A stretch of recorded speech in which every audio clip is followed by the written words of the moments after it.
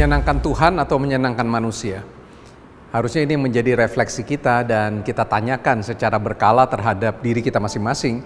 Apakah aktivitas yang kita lakukan ini kita tetap memegang fokus kita untuk menyenangkan Tuhan, atau jangan-jangan kita fokus kita adalah menyenangkan, berkenan di hadapan manusia. Suatu saat Filipus di Kisah Para Rasul 8, Filipus sedang melakukan KKR, kebangunan rohani. Dengan luar biasa dia menyembuhkan banyak orang, membebaskan orang dari keterikatan. Dan luar biasa yang terjadi pada saat itu di Samaria. Tapi di tengah KKR yang luar biasa itu, di tengah Tuhan sedang melawat umatnya melalui Filipus pada saat itu, tiba-tiba malaikat intercept atau memotong Filipus. Filipus, berhenti apa yang kamu lakukan, kamu sekarang harus pergi turun lewat Yerusalem ke jalur yang namanya ke tempat jalur Gaza, katanya tempat yang sunyi. Di dalam terjemahan bahasa Inggris pakai kata desert atau wilderness.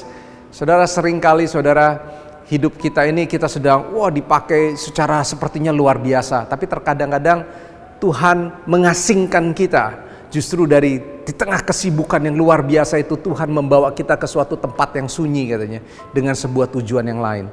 Yang luar biasa adalah Filipus, dia dengar-dengaran sama Tuhan. Dia gak terkesima dengan semua yang sedang terjadi. Mungkin orang mengelu-elukan dia, mungkin orang mengangkat-ngangkat namanya dan membuat dia bertepuk tangan. Dia, kamu hebat, kamu luar biasa, dan dia disamperin banyak orang. Tapi Tuhan ingin menarik dia untuk menuju ke tempat yang sunyi, untuk melakukan sebuah tujuan yang khusus. Dan pada saat itu kita tahu ceritanya ada sida-sida dari Ethiopia yang sedang ada di dalam keretanya. Filipus melihat dia dan malaikat bilang, samperin dia. Dan pada saat itu Filipus datang, tanya apa yang sedang kamu baca.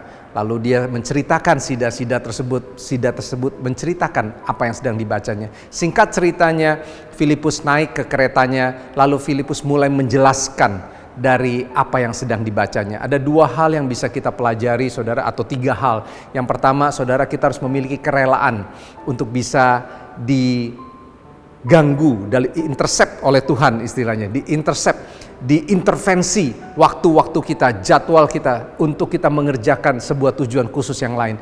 Yang kedua, untuk melayani orang lain kita membutuhkan waktu untuk membangun hubungan. Filipus datang bukan saja lalu berkhotbah, dia tanya apa yang sedang kau lakukan.